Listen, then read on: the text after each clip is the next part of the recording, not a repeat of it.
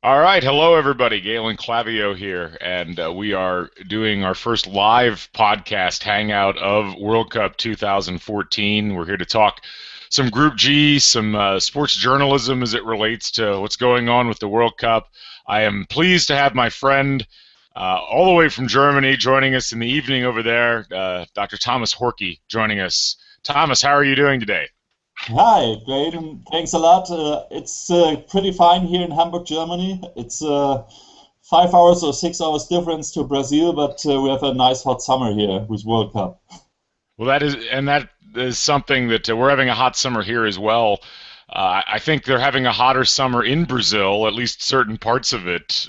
Very, very warm conditions in Manaus and several other areas. But it's been interesting, during this World Cup, the time zone situation for you folks over in Europe isn't the most ideal. You were mentioning before the podcast started that you didn't even really get to watch the last game yesterday, the Ivory Coast Japan game. Yeah, that's a big problem for us because the last match of the day starts at German time, Middle Eastern time zone at 3 o'clock in the morning. So it's little bit late to watch it on TV, and the German matches will be good for us because they start at 6 o'clock in the afternoon and 9 o'clock in the evening. So these ones are good, but yes, there are some problems. But the TV figures are quite high in the night, so there are many people, like 3 or 4 million people are watching these night games at 1 o'clock in the night. Many of my students do that.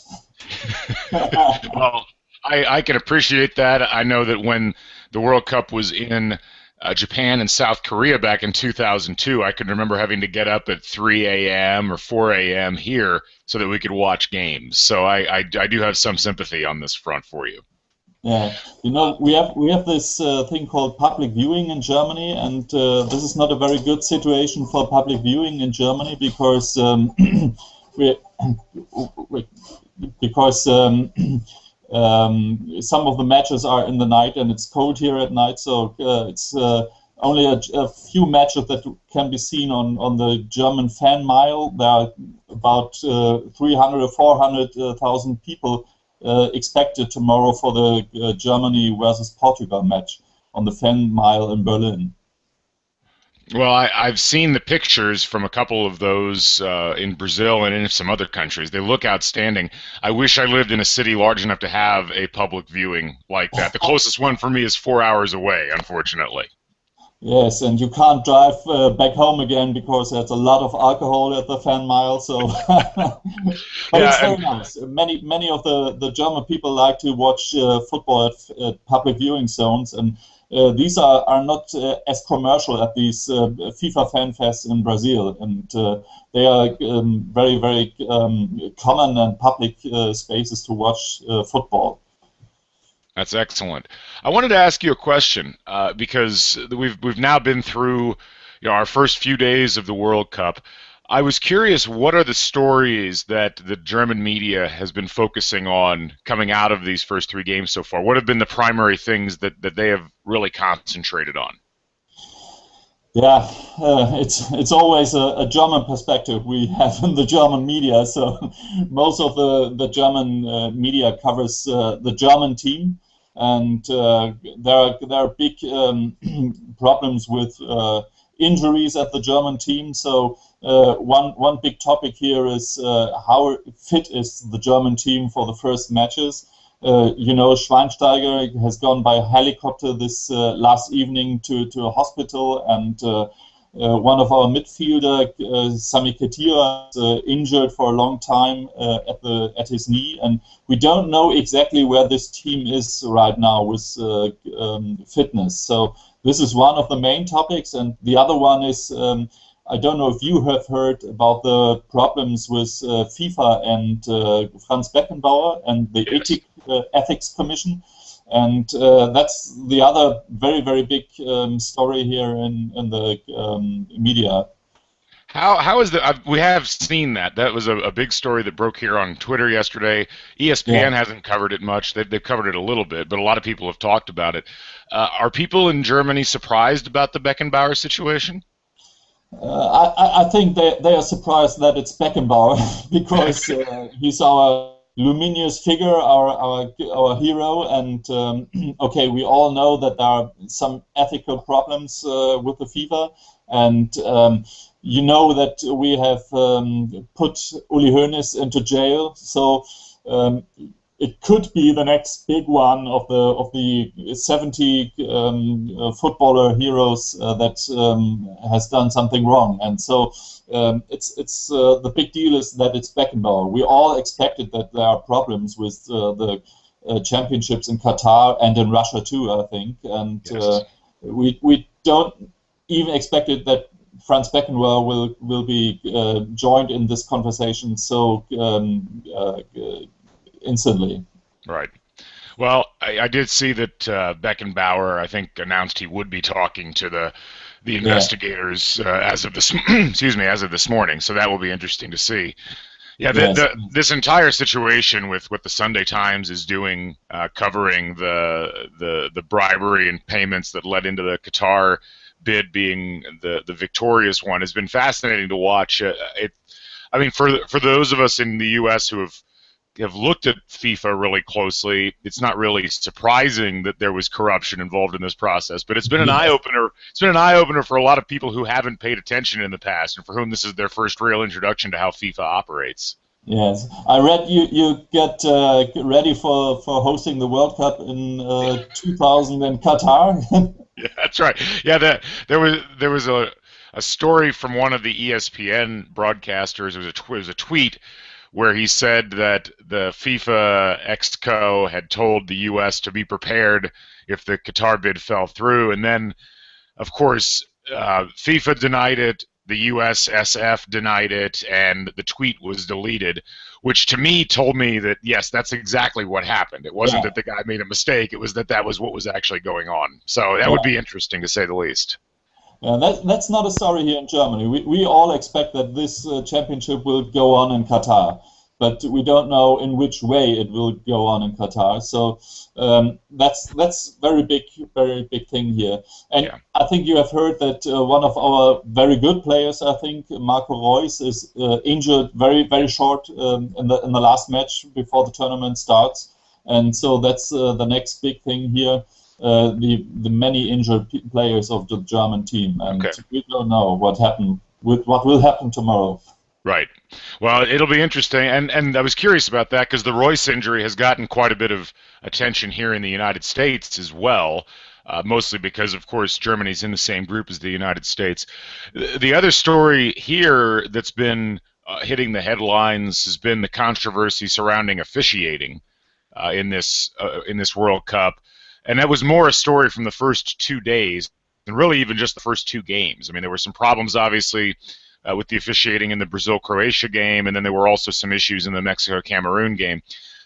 I didn't think the officiating was very bad at all yesterday. I thought that the officials had a very good day in the 4 games that were played. But it is interesting that story kind of climbed up the agenda ladder so quickly when it came to the United States media. Yeah, that's a story here too, and we are all very concerned about the referees and at the first match. But I think that's we will see what happened in the Portugal match, and if this officiating really has some impact on the tournament. Right now, I don't think so. Yeah. One story that rises up here is the quality of the matches. Many of the German people and many of the German media expected some very games without any faster running players because it's so hot and there's so much humidity in Brazil. And now we see matches with very fast football, with very good matches. Until now, we don't have a match without a goal. So we've seen, I think, 23 goals right now. I think it's actually 27 or 28 goals right now. 28 goals. It's double than the last World Cup, and at this stage, and that's very interesting, and that's a big topic that most of the matches are with many goals, and there's no 0-0 right now, and that's very interesting. And Thomas, even more than that, there have been no draws so far. You know, we've had 3 days and no draws, and I think 4 teams now have gotten scored upon first and then come back to win, which was more than I think happened in all of World Cup 2010. That was being talked about a lot as in the soccer media. World Cup right now. It's what? It's a comeback World Cup right now. It really is, and it's been exciting. I mean, there hasn't been a game that hasn't had at least something going for it in terms of interest. And I think part of it is, I think part of it, frankly, is the ball. We don't have the Jabulani like we had back in 2010. It's a more of a regular soccer ball. It seems to behave like people want it to. I think also part of the issue, and I'm curious what you think about this. The defenses don't seem as good this time around, and I don't know if it's a talent thing. I don't know if it's a tactical decision that a lot of these managers have made, but there have been a lot more openings, a lot more space for some of these offensive players. Even in that England-Italy game, where both teams had a pretty good defense overall, there were plenty of chances for both, and they're being converted this time around. So that's neat for me to see. I mean, I like a more positive style of football anyway, so I don't have a problem with it. But I think it's interesting that we're having such a huge change from what we saw in the last cycle. Yes, it seems to be a shift from defensive football to offensive football. And yes, we are really impressed about that. Many goals, many fast actions on the ground, and this is obviously a new thing that you have to do really good offense work to win the game, and obviously all the teams want to win games and not want to draw something.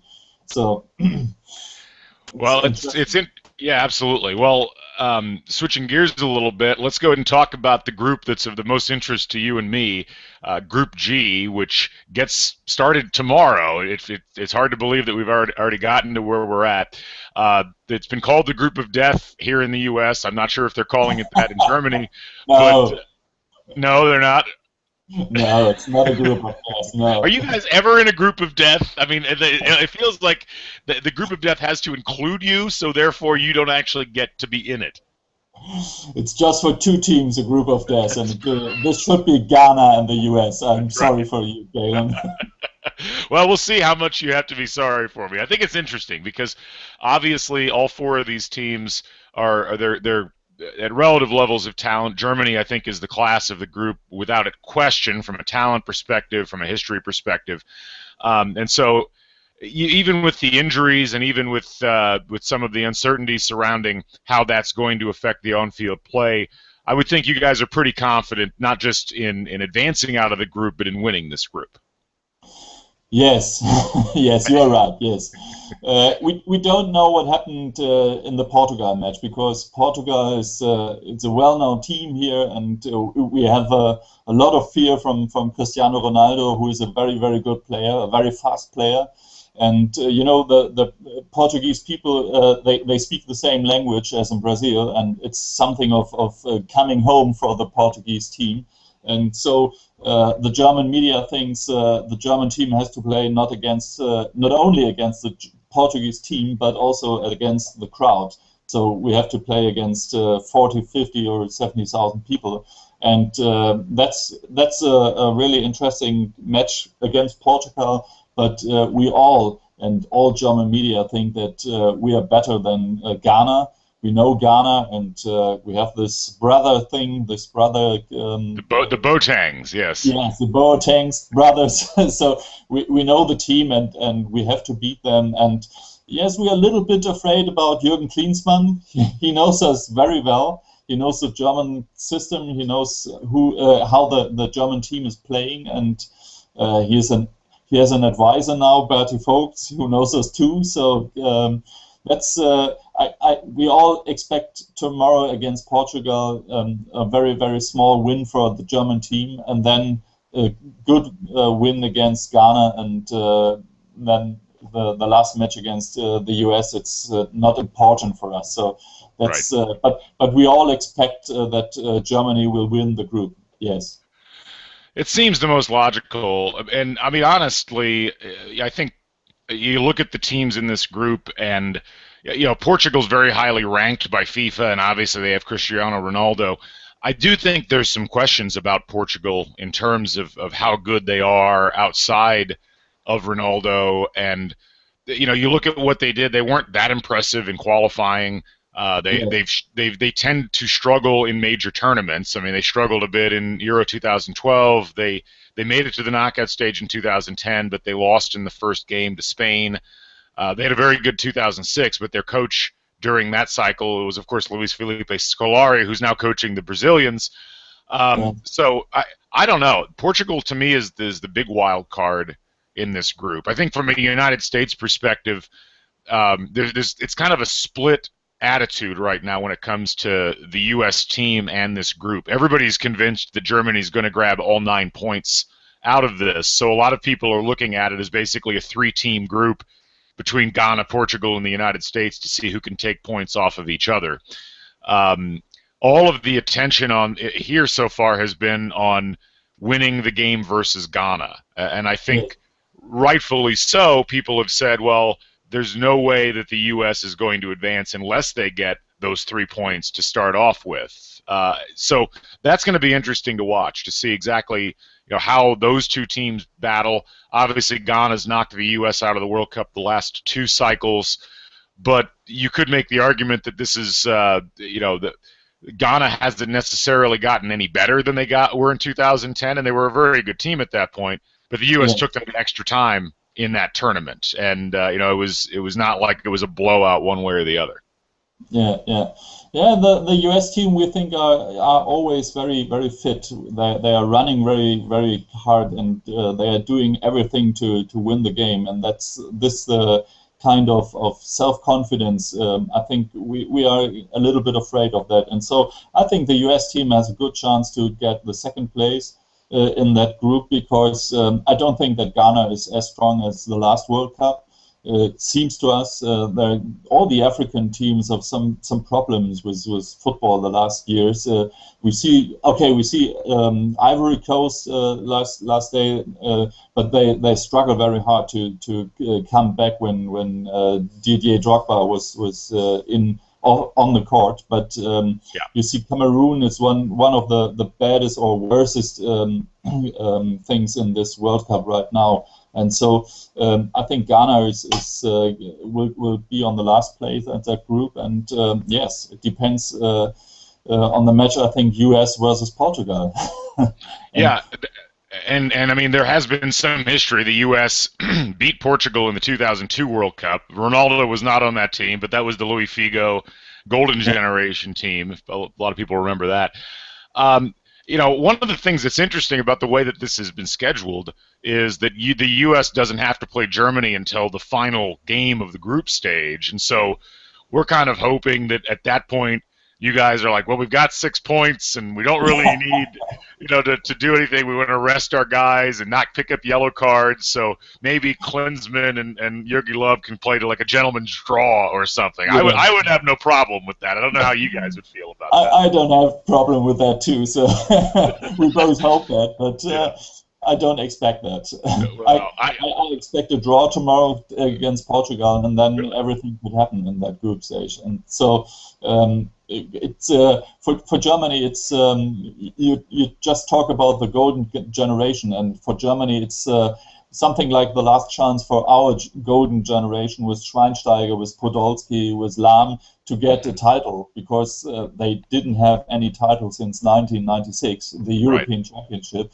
And this team is very good the last years. Is playing very good. They always reach the final or the semifinals at big tournaments, but they don't get a title. So this could be the last chance for us, and we don't know how the team will go with this pressure on it, and with this, it's more a mental problem or something problem inside your head. Let me ask you this because I'm really curious about your perspective. So the games that Group G is playing are almost entirely in the northern part of Brazil, the hotter part of the country. In fact, U.S. plays Portugal in Manaus, the same place that Italy and England played yesterday. where they were, I mean, after the game, the coaches, the players, everybody was complaining about how hot and humid it was and how difficult those conditions were. Obviously, in Germany, you have nice, mild summers for the most part. These are not normal conditions that you're playing in the summertime. Are you concerned for Germany or for Portugal about dealing with those sorts of conditions, or do you not think it's going to be that big of a deal? For me myself, I'm not think that's any problem, because it's just a match on 90 minutes, and they are professional players. They have to deal with this humidity and with this temperature. That Right. might be a small advantage. No, advantage is not the right word. That it might be that Portugal can deal better with it, because it's a country of the southern part of Europe, and they are used to high temperatures. But I don't think really that the temperature and the humidity has any impact of the games. The teams who are playing the World Cup, they are fit, they are professionals on a very high level. They all have the same conditions, so I don't think that this will have any impact on the games. And you see yesterday this match of England and France and Italy. They are playing in Manaus, and it was a very good and fast game. So Right. Yeah, I do agree with you there. I do think that the game kind of slowed down during the last 20 minutes or so of the game. They weren't running with quite the same speed that they were before, but it'll be interesting. It was running the whole match, so but not very not very good. And Italy is a very, very clever team, and I think Italy will be the team to beat in this championship. Really? Okay. Well, that was. You know, we don't beat Italy in all championships. We don't like them, so that's a big problem. When I saw yesterday this Italy team, I think that's a team to beat. Well, I'm really curious to see, you know, if Buffon is able to come back for Italy, because obviously he was injured yesterday. If they're able to solve their problem at left back, but midfield wise, you know, the way Pirlo ran that team and the way De Rossi kind of fit in with that in the midfield, and as good as Balotelli looked, they are going to be a very difficult team to beat. I think you're absolutely right with that. Let me ask you a final question here, since we've kind of covered Group G. Who do you see playing in the final in this tournament? Who do you think the two teams are that end up meeting in that final game? Difficult question. In Germany, all the people think that before the tournament starts, all the people think it must be Spain or Brazil. And now we all have seen this fantastic match of Netherlands versus Spain, and we all think it could be Netherlands in the final. Yeah. But it was often in the last tournaments that the Netherlands starts very, very good and then lost their match and lost something in the tournament. So, but it's a very, very good team since many tournaments now, and they never won the title. So maybe it's their time. Netherlands, Brazil, and the thing I said some minutes before, I think Italy is a team to beat. They are playing so clever. They're not running as much as they need to. So I think they are dealing very good with these conditions, and it's a good balanced team between older players like Pirlo and Buffon and younger players who are very strong and very fast. So I think that's these three teams, maybe with Germany, are the semi-final teams, and I see Brazil and Italy in the final. Okay. Yeah, I going into the tournament, I said Brazil and Argentina in the final because I really like what Argentina has, particularly from an offensive perspective. I'm fascinated to see what happens in today's game when they play Bosnia and Herzegovina, just to see how those two styles clash. But I think any of those teams you mentioned, I was not expecting the Netherlands to look that good. in this tournament. Argentina is all the time. Argentina is not a tournament team, so Yeah. they are playing very well in the qualifiers. They're playing very well in the players in the club teams, but they are not a tournament team. So we don't think that Argentina will win the World Cup this time. Yeah, I think I had them losing to Brazil in the final, but I'm so confused with everything I've seen so far in this tournament. I mean, it's been with what you said with Spain and the way that they lost and how difficult it's going to be for them to advance, and Uruguay looking as bad as they looked yesterday. A lot of surprises so far. It's been a nice, surprising World Cup, and I like those. I think we need those every once in a while to shake up expectations. Yes, maybe we have to talk again in 3 or 4 weeks, and we see some very different teams in the final. So I don't know. Absolutely, no. I think we will do this again at some point soon, and check back in with the World Cup and see how it's going. But Thomas, this was a lot of fun. I really enjoyed getting the chance to chat with you, and I'd like to wish Germany the best of luck versus Portugal. Please take all 3 points off of them in that game. That's from everybody in the United States. Thanks a lot, and I hope all the best for your team too. Thank you very much, Thomas Horky. I'm Galen Clavio. Thanks for joining us here on the podcast, folks. We'll have more of these coming up as we go along through the tournament, so stick with us. We'll catch you on the flip side. So long, everybody.